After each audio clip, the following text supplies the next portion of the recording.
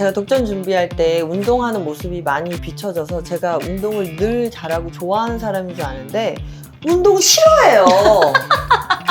운동 좋아하는 사람이 어딨어?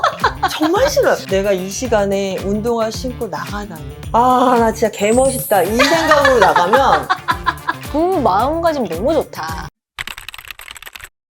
안녕하세요 여러분, 주아쌤입니다. 정말 어마무시한 분을 모셔왔습니다. 여러분이 아마 영화라든지 이런 프로그램에서 보셨을 건데 우리 진서연 배우님인데 오늘은 제가 작가님이라고 부르도록 하겠습니다. 이유는 우리 작가님이 견딜 겁니다라는 책을 쓰셨어요. 저 이 책을 읽고 쇼펜하우어가 좀 옛날에 어떤 그런 지혜를 줬다면 지금 살아가는 사람으로서 지혜를 주는 느낌이지 않았나라는 생각을 해보면서 저는 확 너무 반했습니다. 진서연 작가님 인사해 주세요. 네, 안녕하세요. 저는 배우 진서연이고 오늘은 작가 진서연으로 초대됐습니다. 초대해 주셔서 감사합니다.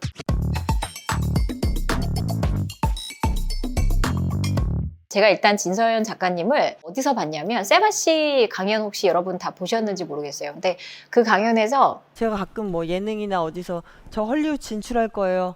뭐 아바타 8에 출연할 거예요. 뭐 이런 얘기를 하는데 그게 저 지금 영어 한마디도 못하거든요. 라고 하는 순간 내가 도와드리고 싶다 이런 생각이 바로 드셔서 제가 이렇게 들이댄 케이스인데요. 진서연 배우님의 어떤 삶에 대하는 자세를 저도 되게 배우는 부분이 너무너무 많았어요. 그래서 이번 시간에는 그런 얘기를 좀 자연스럽게 해보면서 책을 어떻게 해서 왜 굳이 바빠 죽겠는데 쓰게 되셨는지 계기가 어떻게 되세요? 이게 사실 어떻게 쓰여진 거냐면 초등학교 때는 일기장 검사를 하잖아요. 초등학교 때부터 이런 식으로 썼어요. 제 3인칭 시점으로.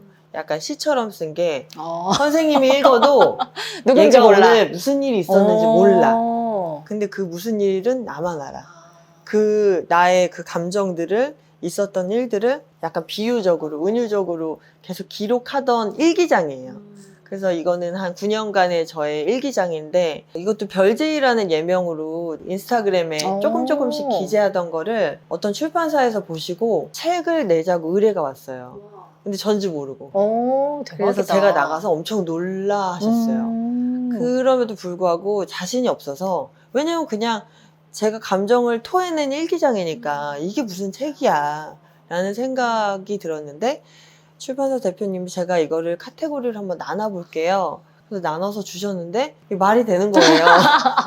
기승전결이 있어요. 네, 기승전, 희망, 용기에 관한 이야기거든요. 막 나는 힘들어 죽을 것 같아. 막 그런 이야기가 아니어서 읽으시면 아마 굉장히 용기와 희망을 얻으실 수 있을 것 같아요.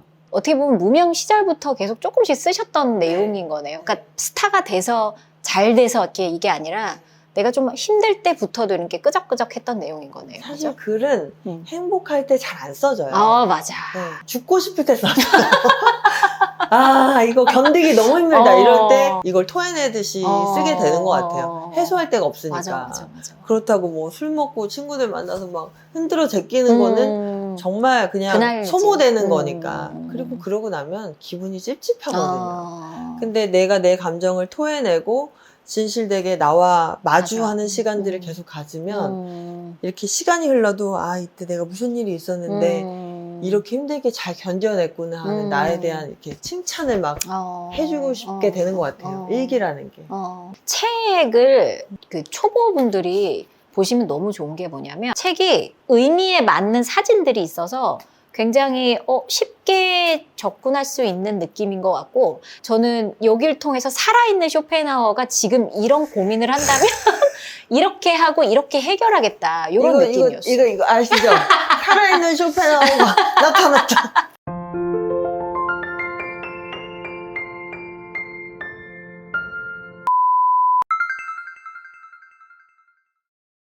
모임 같은 것도 직접 만들고 하시잖아요. 독서 모임 같은 네. 거. 그거는 어떻게 시작하신 거예요? 책을 열심히 읽고 루틴을 만들고 싶은 거예요. 근데 사실 게을러지고 싶고 자고 싶고 그런 순간들이 많아요. 근데 이제 공표를 하면 해야 돼. 내가 이미 이걸 한다고 했으니까. 근데 여러 사람들이랑 읽으면 또 더 재밌어요. 제가 유대인의 교육법이라는 다큐를 본 적이 있어요. 제가 충격을 받은 게 유태인들의 도서관을 보신 적 있어요?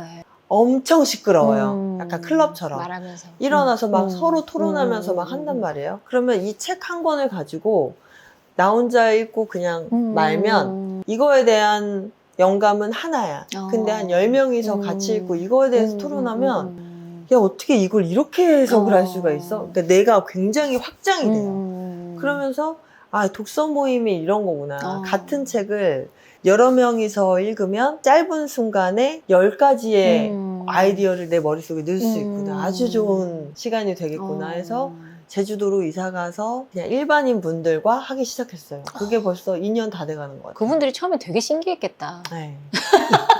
왜 아니에요? 또 너무 바쁜데 네. 그것까지 내가 신경 쓰면 하는 게 쉬운 일이 아니거든요. 어떤 새로운 거를 할 때 사람들이 뭐 신년에 다이어트 할 거야. 그치. 올해는 내가 10kg 뺄 거야. 올해는 내가 책 30권 아주 그냥 부실 거야. 막 이런 계획을 세우잖아요. 근데 저는 제가 되게 연약하고 되게 평범하다는 걸 알아요. 그래서 처음부터 루틴을 뭐 하루에 한 장 읽기. 이것도 못 지키겠어. 그러면 하루에 한 문장 읽기부터 시작해요. 그래서 이렇게 하다 보면 사실 한 문장은 펴놓으면 그냥 눈으로 읽게 돼요. 그렇게 계속 내가 매일매일 하는 걸 체크하잖아요. 그러면 자존감이 올라가요. 내가 지금 이거를 하루에 한 문장씩 읽어가지고 벌써 지금 2장이 지나갔네? 그럼 뭐 어느 순간 한 권이 지나가요. 내가 이걸 매일매일 지켰어? 이런 자존감이 올라가면서 계속 하게 되는 것 같아요. 대단한 사람들이 이미 다 이렇게 이루어진 걸 보면 아, 저 사람 뭐 원래 저런 사람이었고 나랑은 결이 달라 해서 아예 시도조차 안 한단 말이에요. 네. 그런 분들한테는 어떤 얘기를 해주고 싶으세요? 우리 모두 되게 하찮아요. 하찮고 아무것도 아니에요. 근데 막 뭐 대단한 업적을 이룬 사람들을 보면 대단해 보이죠. 근데 대단해 보이는 그 사람들이 처음부터 그랬을까? 라고 생각하면 절대 아니거든요. 근데 저도 지금은 하루에 하는 루틴을 보면 최소 4-5가지가 되는 것 같아요. 근데 처음부터 그럴 수는 없고 한 놈만 펜다를 되게 여러 번을 하는 거예요. 간단하게 이야기를 하자면 물을 썰어요. 근데 심혈을 기울여서 뭐 1시간에 한 번 써는 놈이랑 이게 어떻게 썰릴지 모르지만 진짜 1초도 안 쉬고 계속 써는 놈이랑의 차이는 여러 번 때린데 또 때린 놈이 잘 때릴 수밖에 없어요. 그래서 처음부터 되게 강력한 막 대단한 루틴을 세우시면 안 되고 와, 이거는 진짜 개나 소나 다 한다 정도의 아주 하찮은 루틴들을 세우시면 누구나 다 할 수가 있어요. 자, 근데 또 이 무쇠소년단을 보면 철인삼종? 마라톤? 저걸 어떻게 해? 라고 생각을 한단 말이에요. 그렇게 생각을 해서 나는 이럴 수 있어요. 그러면 그 사람들은 뭐부터 시작을 해야 되나요?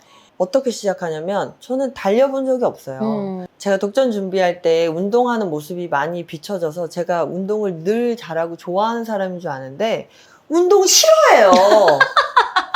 운동 좋아하는 사람이 어딨어? 정말 싫어요. 저는 운동도 싫어하고 정말 돼지같이 많이 먹는 걸 좋아해요. 진짜? 저 대식가예요. 근데 이걸 다 참고 이렇게 할 수 있는 이유는 뭐냐면 몇 년 전부터 되게 운명처럼 뛰고 싶다라는 생각이 막연하게 있었어요. 근데 뛸 용기가 없잖아요. 아, 그런 마음은 원래 있긴 했었어요. 있긴 있었어요. 뛰고 싶었어요. 근데 뛸 용기가 없어서 운동화 신고 나가는 것만 사실 진짜 2년을 했어요.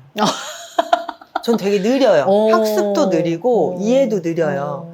마음이 동하기까지가 굉장히 오래 걸리는 사람이어서 일단 운동화 신고 나가는 거를 한 2년을 했단 말이에요. 그리고 사실 사람들이 저를 아니까 뛰다가 걷는 모습을 보여주고 싶지 않잖아요. 잘 멋있는 모습만 보여주고 싶은데 뭐 아시는 분들 아시겠지만 저는 오늘부터 걷기 명상을 시작합니다. 100일, 디데이 100일 해가지고 사실 뛰고 싶은데 제가 말을 만든 거예요. 뛸 용기가 없어서. 그래서 매일 새벽에 나가서 걷기 시작했어요. 근데 그것도 내가 공표를 안 하면 안 할 것 같아가지고 뭐 오늘 첫날, 오늘 둘째 날, 오늘 99번째 날, 100일 완성 걷기만 한 거예요. 근데 또 빠르게 걷는 게 정서적으로 힘든 날이 있어요. 그러면 정말 나는 걷는다 하면서 정말 느리게 원래 속도보다 훨씬 느리게 걸어요. 그럼 또 그게 명상이 돼요. 걷기 명상처럼. 그리고 들어오면 리스트에 또 체크가 되는 거야. 아, 오늘 걸었어. 오늘 걸었어. 그러다 보면 어느 날인가 오늘은 좀 뛰어볼까? 하고 싶은 동하는 날이 있어요. 음. 그럴 때 그냥 한 50m만 뛰어보는 거예요. 그런 시간들이 계속 축적되면 어느 순간 뛸 수 있게 되는 거죠. 그러니까 저는 그걸 하찮은 루틴이라고 얘기해요.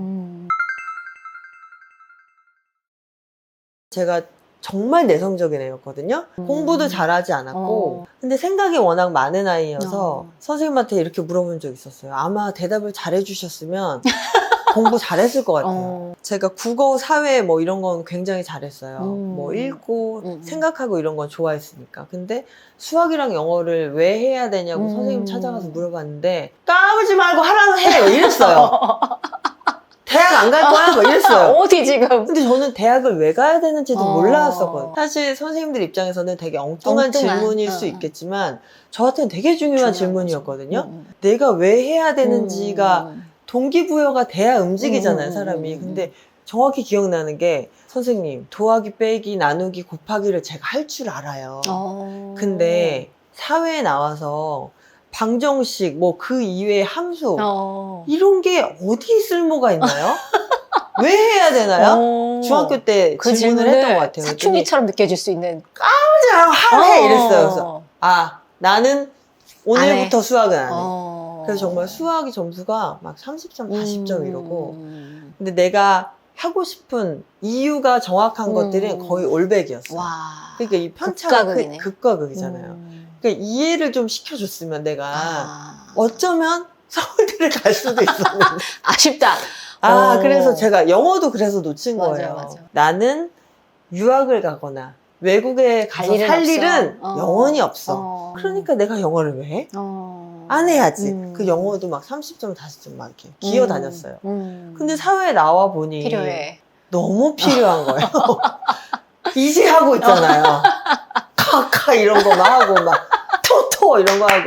저는 가장 인상 깊었던 학생이에요. 저희 이제 소리 튜닝이라는 프로그램이 이제 아기가 돼서 다시 영어라는 소리를 호흡부터 배우는 거라서 많은 분들이 현타 온다라는 얘기 많이 해요. 난 지금 저렇게 원어민처럼 얘기하고 싶은데 막 이런 거 가르치니까.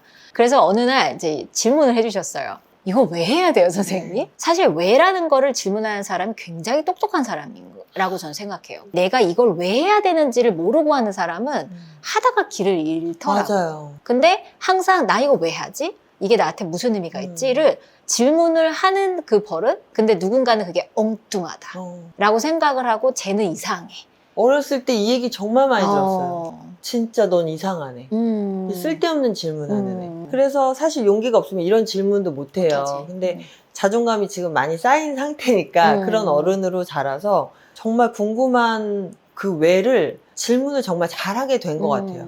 그래서 그게 확실해지면 정말 전력 질주할 수 있는 큰 원동력이 되거든요. 그래서 그 소리튠을 공부할 때 왜가 너무 중요했어요. 왜가 너무 중요했어요. 자꾸 동물 소리 시키는데 이게 나는 처음 보는 교육이고 자꾸 막 톡톡톡 이렇게 하라는데 이게 왜 필요한지 근데 지금은 정확해졌거든요. 그래서 지금은 너무 재밌죠. 그리고 제 책의 챕터 2가 사랑에 관한 이야기인데 일도 그렇고 관계도 그렇고 사랑도 그렇고 내가 진짜 좋아하는 일이 아니면 그러니까 해야 돼서 하는 일이면 못해요. 제 책 중에 그런 게 있어요. 죽었다 깨나도 할 수 없는 일은 사랑하지 않는 걸 억지로 사랑하는 거야 라는 글이 있는데 별표 쳤어.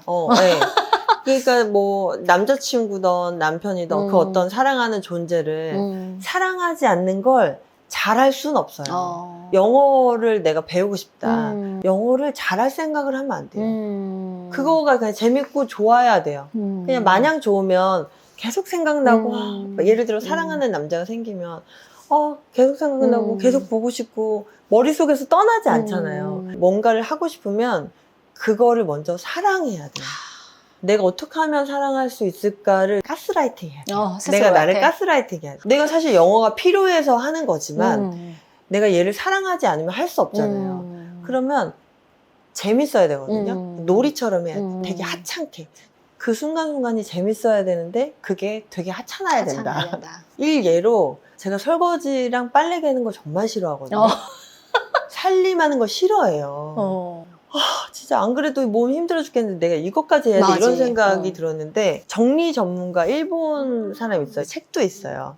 그분이 빨래 개는 거를 명상하듯이 하더라고요. 정말 정갈하게 깨끗하게 되게 사랑하는 무언가를 다루듯이 깨끗하게 얘를 만지고 깨끗하게 접어서 아주 천천히 이렇게 하더라고요. 그러니까 빨래 개는 시간이 이제는 명상하는 것 같고 너무 나를 이렇게 바로잡는 시간이 되는 시간인 거예요. 그러니까 사실 옛날에는 양말도 이렇게 겠거든요. 근데 지금은 하나하나 이렇게 펴서 이렇게 해서 내가 봐도 너무 예뻐서 이거 피기가 아깝다 정도로 접어요. 근데 이걸 보고 있으면 내가 너무 좋은 거예요. 그렇게 마음 자세를 바꾸고 내가 이 빨래 개는 행위를 사랑하는 시간으로 바꾸니까 전혀 다른 시간이 돼버리는 거예요. 그러면 Y가 진짜 중요한 거예요. 네.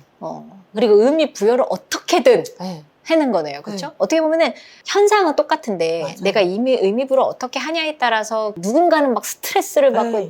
내 인생은 왜 이렇게 빨래를 계속 해야 되는 거야. 내가 이것까지 해야 돼? 막 이러잖아. 그런데 누군가는 내가 이거를 지금 나를 다독이는 시간이다. 이거에 따라 완전 마음이 달라져. 완전 달라요. 막 10kg 오래 빼기로 했으니까 진짜 억지로 신발 신고 나가야지. 짜증나. 이렇게 하면 짜증나요. 근데 내가 이 시간에 운동화 신고 나가다니. 나 진짜 개멋있다. 이 생각으로 나가면 누가 날 찍고 있는 것 같은 느낌을 갖고 하잖아요. 그러면은 내가 이 행위를 하는 것 자체가 너무 멋있어요. 스스로가 내가. 누가 날 계속 찍고 있다고 생각하면 집에서도 저는 침대에 자고 일어나면 이불을 싹 정리하거든요. 누가 찍고 있으면 이렇게 안 일어나잖아요. 짜증나 이러면서 안 일어나잖아요. 여배우처럼 오드리 헵번처럼 행복하다 이러면서 또 이불 개고 그럼 나도 즐겁거든요. 그 마음가짐 너무 좋다.